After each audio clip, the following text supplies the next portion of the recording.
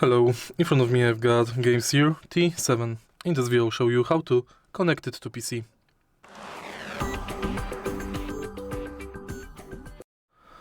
If you are using standard version of this controller, the only way to connect it to PC is via this USB cable, because the controller does not have Bluetooth nor 2.4G.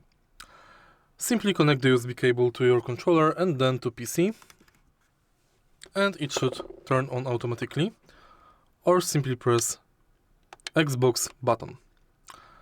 If you are using GameSir T7 Pro, you can connect it via Bluetooth and 2.4G adapter. If you found this video helpful, please leave a like, comment and subscribe.